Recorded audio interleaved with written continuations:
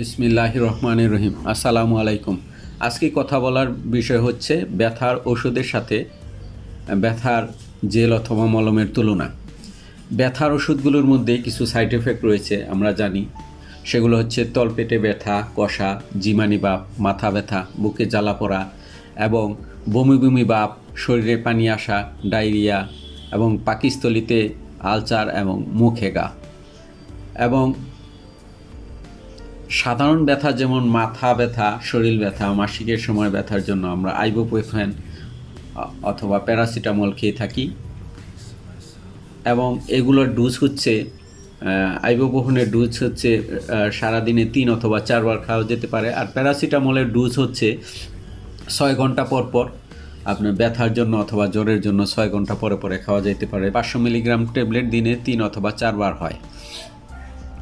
তারপর মারাত্মক ব্যথার ক্ষেত্রে আমরা যে ওষুধগুলো ইউজ করি সেগুলো সম্মানিত ডাক্তারের পরামর্শ মতো খাওয়া যেতে পারে। সেগুলো হচ্ছে কিটোরোলাক, টোমিথামিন এবং ইটোরোকক্সিব, তারপর হচ্ছে ন্যাপ্রোক্সেন সোডিয়াম এবং কিটোরোলাক, টোমিথামিনের ব্যান্ডগুলো হচ্ছে যেমন রেনেটার রোলাক এবং ইটোরোকক্সিবের ব্যান্ডগুলোর মধ্যে হচ্ছে স্কোয়ারের, টোরি এবং ন্যাপ্রোক্সেন সোডিয়াম 500 মিলিগ্রামের ব্যান্ডগুলোর মধ্যে রয়েছে ন্যাপ্রোক্সেন, ন্যাপ্রক্স যেটা হচ্ছে এসকেফের ব্যান্ড। এবং এই কিটোরোলাকের ডোজ হচ্ছে দিনে 3 অথবা 4 বার খাওয়া যেতে পারে এবং ইটোরোকক্সিবের ডোজ হচ্ছে দিনে 1 বার এবং ন্যাপ্রোক্সেনের ডোজ হচ্ছে দিনে 2 বার।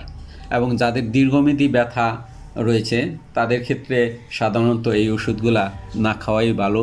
যেমন দীর্ঘমেয়াদী ব্যথার মধ্যে রয়েছে পিঠে ব্যথা, গাড়ে ব্যথা, কোমরে ব্যথা, হাঁটুতে ব্যথা, মাসেলে ব্যথা। এইসব ব্যথার জন্য দীর্ঘমেয়াদী ঔষধ অর্থাৎ ট্যাবলেট ক্যাপসুল খাওয়ার চেয়ে জেল অথবা ক্রিম ব্যবহার করা ভালো।